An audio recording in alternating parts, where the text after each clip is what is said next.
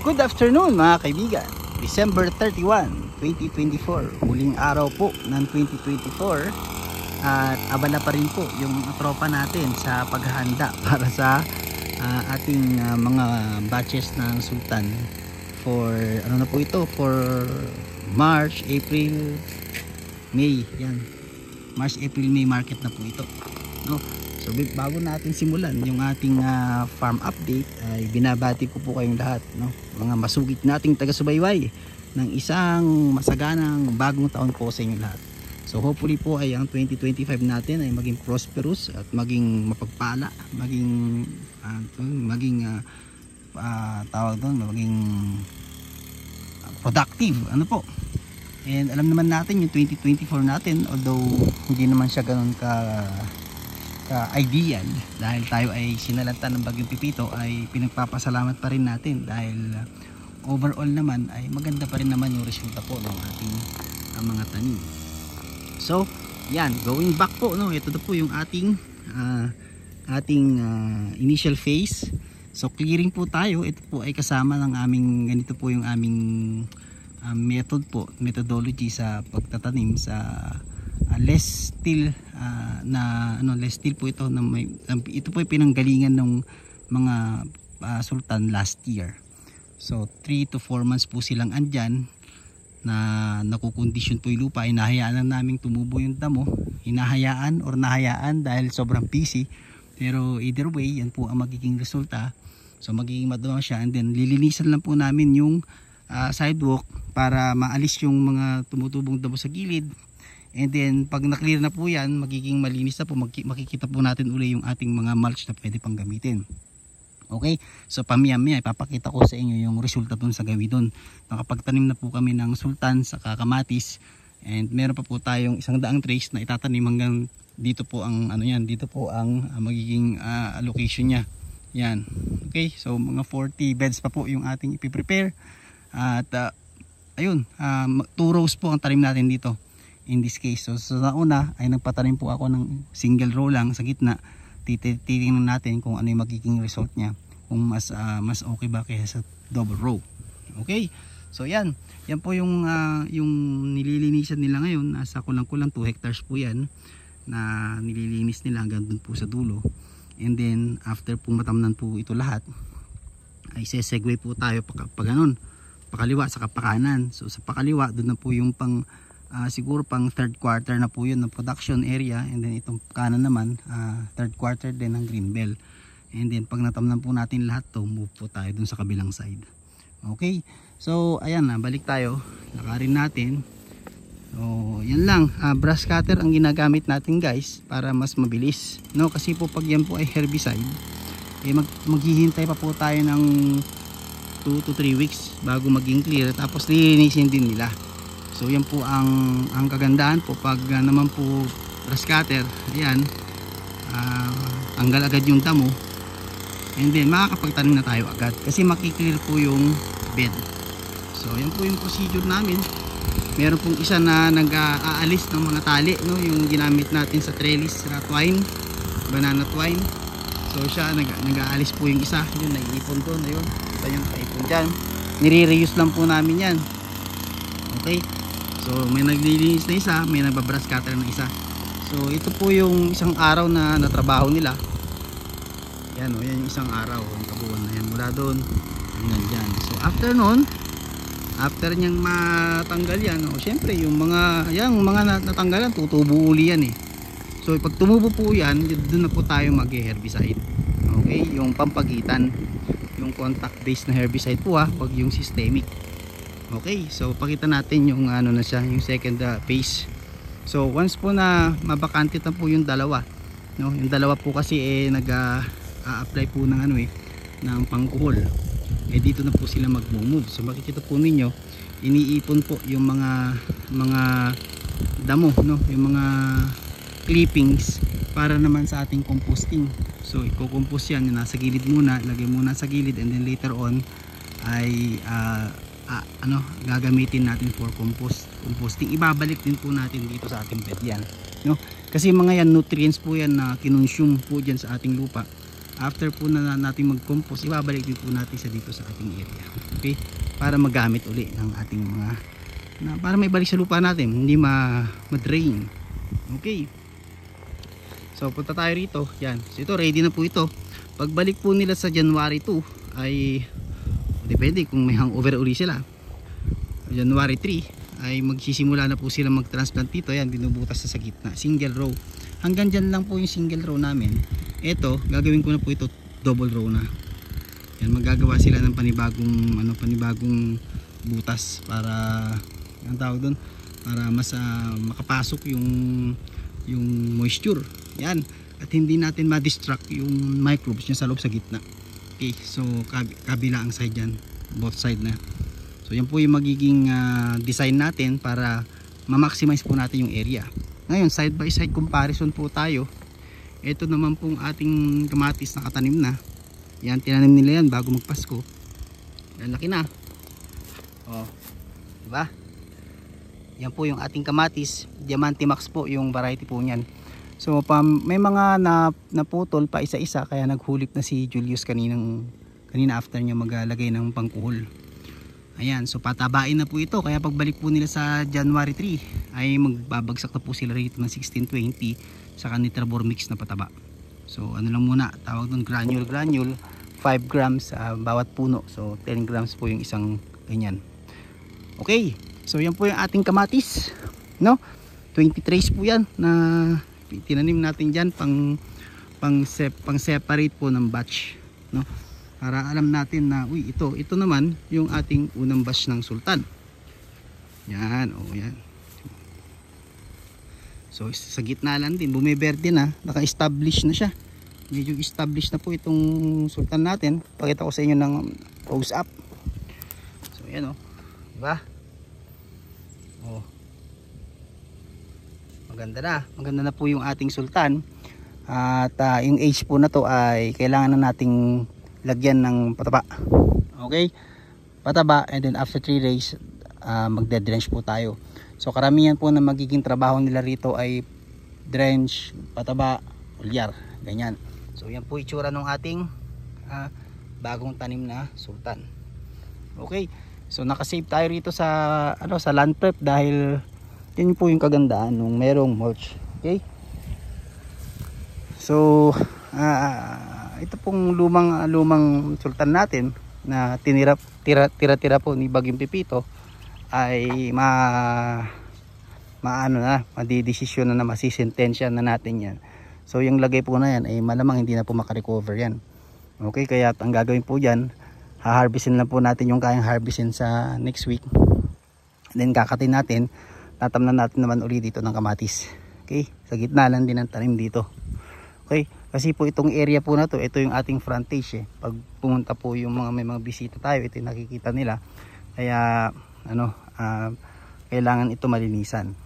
Okay, so ito naman hinihintay po na mag-epekto yung herbicide. Kaya tingnan nyo po yung inisprayan namin ng herbicide.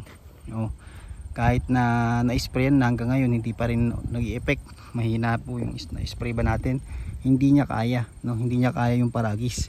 Kaya the best pa rin yung ating brush cutter. So pag natapos siya doon, di pa siya rito, kasi ito kailangan malinisan niya to, maklear niya po ito para malinis po dito sa ating area. So tingnan naman natin yung ating tinanim na cucumber. Okay, may cucumber din po tayo dito. So ang nilalagay po niya ay tinanim po ito nung isang araw, after po ng Christmas namin siya itinanim. Ayan, varietal trial, nagbigay po yung DA ng trial na itest namin. So ang sabi ko, isa-side by side ko ito sa Solen F1, kasi Solen F1 po yung proven na working well po dito sa amin. So ito po yung code niya, CU0015 850 grams. So hindi ko alam kung anong klaseng pipino, pero malalaman po natin once na tumubo. So yan, naglalagay siya. So yung nilalagay po namin na na granule ay yung pangkuhol, kasi po pag mga ganitong naka mulch, naka no-till, yan pong ilalim na yan, pinapamahayan po yan ng mga dila-dila, yung lintang baboy, yung mga kuhol, yan, mga islag, Yan, maninirahan po yan sa ilalim. So pag umusbong po yung itinanim nating pipino after 2 to 3 days, eh, kakainin po nila yon, puputulin nila. So masayang naman. So ito po yung in-apply namin na yan, Bionet. Okay, so anti-slug molaside. So meron pong kasamang ano yan eh, may kasamang molasses po yan, nag-granule siya. So ganyan na ilagay, medyo marami pa nga pagkakalagay nila eh. Okay, para po pag tumubo yung ating cucurbit yan, yung cucumber natin, eh hindi atakihin ng mga slug, kasi gustong gusto po nila yan. Okay, so yan po yung ating area for cucumber. And ito yung side by side comparison para dun sa ating trial. Okay, so yan po. And ito naman yung hass avocado natin. No, siyempre dati kung maalala po ninyo, ito pong area na to ay net house namin ng bamboo. So nung dumating si Pipito, talagang na flat po yan. Ayun na yung mga mga materialis namin na ano yan, na tawag dito, na flat. Kaya naging open pit uli siya. So okay naman, at least na-clear na, kasi mayroon po tayong future project dito sa bandang dito. Kaya abangan nyo po yun mga kaibigan, maganda yon. Okay, so yung hass avocado natin ay gumanda na, ayan. Nung natanggal yung net, medyo gumanda po yung kanyang mga dahon, nagsaringit po siya. Siguro po by October magsisimula ng mamulaklak po ito. Kaya pagbubungayin na natin yung ating hass avocado. So ito pong site na to naman, ito po yung mga class B or type B na mga avocado. Yung type B avocado po, sila po yung bulaklak nila ay bumubukas sa gabi. Yung mga type A naman sa umaga ang buka. Kaya kung gusto po nating mas marami po yung magiging formation po ng fruit, kailangan 24 hours nakabuka yung mga bulaklak ng ating avocado. Kaya naglagay po ako ng gitna. So ang design po is ito pong area na to ay puro hass avocado. Sa hass avocado din meron po siyang isang hass avocado sa gitna pa diyan. Maglalagay pa tayo diyan. So hindi pa po tayo nakakapagtanim.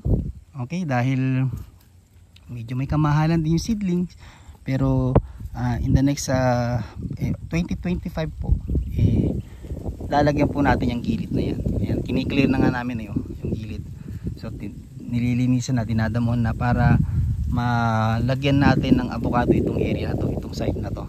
Okay, so ang reason kung bakit natin nilalagyan po ng avocado yan ay para magkaroon tayo ng windbreak. Pag dito po kasi yung hangin, babangga po dito sa ating gagawing project po dito, baka masira po yung ating structure o yung ating halaman.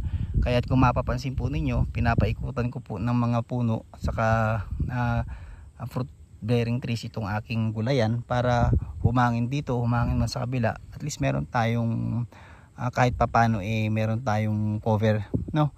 Merong haharang dun sa hangin. Kasi yan po yung naging problema ko nitong mga nakaraang buwan o nakaraang taon. Pag po may bagyo, talagang mabilis masira po yung mga tanim namin dito dahil open na open po yung ating area. Okay, so nire-redesign natin para kahit papano naman ay maprotektahan natin. Okay, so yan po yung ating ating mga ganap. Move tayo dito sa ating kalamansi. Yan, kalamansi. So nung nakaraang araw, after yung Christmas, no, bago mag after nga ba, nagdala ako ng pataba, di ba? And supposed to be po ay yun ay in-apply na nila. Kaso nag-hangover sila. 27 sila bumalik, 10-27 yan po ang ginawa nila. Yan, nagtanim ng pipino. So after po ng tanim ng pipino, kailangan po nilang isingit yung pagpapataba po sa kalamansi. Dahil kapag po ang ginamit po nila tinapos pa nila yung sultan, masyadong matagal, no? Masyadong tatagal, madidelay po yung ating kalamansi. Ito naman pong kalamansi, kapag yan po ay binanatan nila, kalating araw lang tapos po ang pagpapataba dyan. Okay, kasi po nakita nyo po, umepekto na yung initial na isinabog natin. So umepek na, actually sumabong yung bulaklak niya Okay, so gusto ko na yung mga ito ay lumaki rin uli. So papaano na natin yan, papabilugin. Ayan diba, ayan na yung mga bunga natin. pero hindi pa po natin to napapabulaklak ng marami.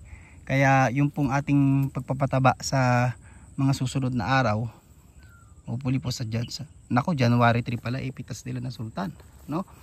Malamang January 4 pa ito, no, mapatabaan. Kailangan isingit nila. So possible siguro January 3 pitas ng sultan sa umaga, sa hapon magpapataba sila. Broadcast na po yan dito sa gilid. Ayan, saka nakikita po ninyo yung mga damo. Medyo lumalaki na. Aagadin po natin, i-spray na po natin agad yan. Para yung ipapataba ko po dito, hindi na niya makain, no? Kasi po pag nagpataba po ako rito sa January 4, so makakain niya yung yung ibang pataba. Anyway, magiging pataba rin naman siya ng lupa. Ayan, Ayan. Ayan po ang condition po ng ating kalamansian dito. Okay? And kakanalan pa na po natin to, mga kaibigan. Yan, and then maghuhuli pa tayo kasi may mga spot tayo katulad noon. Medyo pangit yung mga may mga spot na namatayan tayo, kaya ang gagawin natin para hindi po bungal-bungal, maghuhuli tayo ng large, no, para madali po siya makahabol. So far okay. So ayan, nakita nyo may mga matanghito na, may saresa. So yan po yung tuloy-tuloy na bunga. Wala pa pong spray na ginagawa dito, no. Pero sa ganitong age kasi, since konti lang naman yung ibinugang bulaklak, magwa once a week spray lang po tayo para para controlled natin yung ating gastos. Okay. Uy, may gagamba may gagamba dito, guys. Haba ng baging, magting. Tibay. Ang tibay. So andito yung gagamba dyan, tingnan natin. Naggagamba pa tuloy tayo, no? Somewhere here siguro yung gagamba. Ayun, sabi ko sa inyo ayun siya, kita nyo ba? Ganda yung baging niya. Ayun, sa mga naggagamba, alam nyo po, nung bata ako talagang naggagamba rin ako. Ayun, diba? Ganun po magkuha ng gagamba. So hayaan na po natin siya dyan dahil kaibigan natin yan. So 11 po yung nagtatago dun. Ayan, pag may nakita po kayong baging na gano'n na matibay, ibig sabihin yun may gagamba dun na fresh. Okay, so yan po yung ating mga kalamansi na batang kalamansi. Yung mga old kalamansi naman natin, papayawan ko kayo kung ano estado nya. So ito, dalawang batch po kasi ito yung almost 1,000 na kalamansi natin. So ayan, sinisimulan na rin natin siyang pagandahin. Okay, so ito pong mga kalamansi na to, walang spray. So may ma-harvest po tayo next in 10 days. Makapagpapitas po ulit tayo, mga kaibigan. Yan yan. Okay, tapos may bunga po siya bago. Ayan. Alright, so ito lang po ay pag inalagaan natin makakapagbigay sa atin ng additional na pondo para ipang sa kanya, ipang maintenance sa kanya. So yun po palang gagawin ko rito sa portion po na to, ay magbabawas po ako ng puno, no? Kasi madikit po yung pagkakatanim ko rito na naka-intercrop pa tayo sa dwarf coconut. So kung kayo po ay magtatanim ng kalamansi, ang advice ko po sa inyo, huwag nyo nang i-intercrop sa coconut. Okay? Kung kalamansi na lang para mas madali po ang management po ninyo. Okay, so marami po tayo mapipitas dito. So pag nagpabulaklak po tayo rito sa mga susunod na buwan, marami na tayo ma-harvest. Okay, so abangan po ninyo dahil magdadagdag po rin ako ng 1 hektaryang kalamansi sa kabilang side sa mga susunod na buwan. So yun po yung plano natin sa 2025, ay magdagdag po tayo ng kalamansi, magdagdag tayo ng avocado, magagawa din tayo ng langka. Yan, yung matamis na langka, mangustin, itatanim din po tayo. Saka yung dalanghita, sinturis ba yung tawag doon. Yan, magtatanim din po tayo yan para pagdating ng panahon, pag malaki na si Egan, marami tayong gulay na aakyat-akyatin dito sa bukid. Okay, so yan, namatay na, nababad, kakatin na natin yan, uulingin na lang natin yan, guys. Okay, so So ito po yung ano, yung mga kalamansi ay o mga sultan na hindi pa natin na itatanim. Oh, gagarden na siya doon, no? Ito yung ating itatanim pa lamang. Tanimin na. Kailangan nang itanim to. Ayan, oh. Oh, yan. Di ba? So, sakto yan po. Pagbalik po nila sa January 4, January 3 and 4 ay meron na po tayong pagkatapos nila magpataba o di pwede nang magsimula na tanim ng transplant ng sultan. Tingnan ko nga yung ating buko. Okay. Nailagay naman yung buko natin.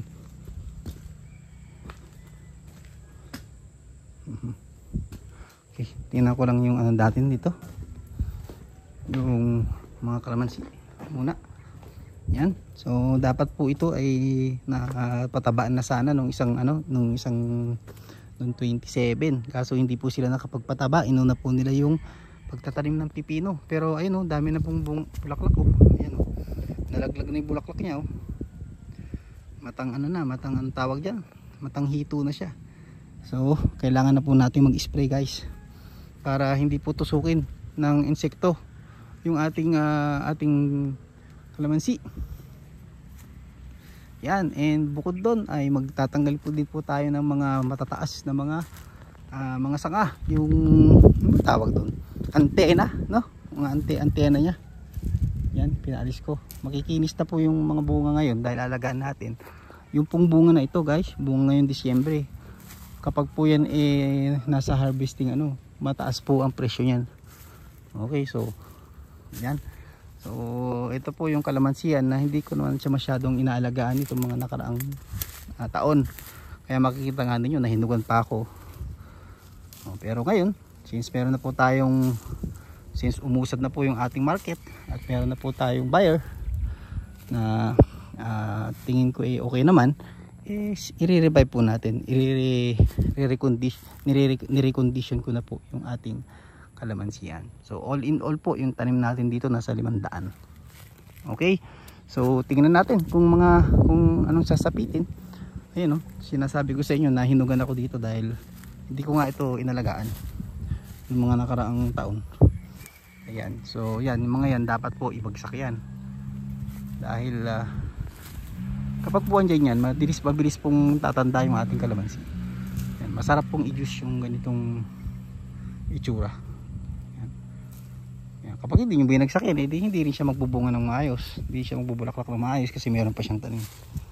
Okay, ito po nung time na kaya may mga mulch pa dyan, tinamnan ko po ito ng sultan, pinagitan ko sa kalamansi. Check nyo po sa aking video yung kanyang inani, napakaganda po ng inani kong sultan dito. Okay, then sa bayan po nung nagtanim ng sultan, tinamnan na rin ng kalamansi para after 3 years, no, 3 years niya ay nag-harvest na. So guys, ayan po, no, gaya nga nung sinabi ko, yung pong kalamansi natin dito ay total siguro nasa 2,000 ganun, more or less.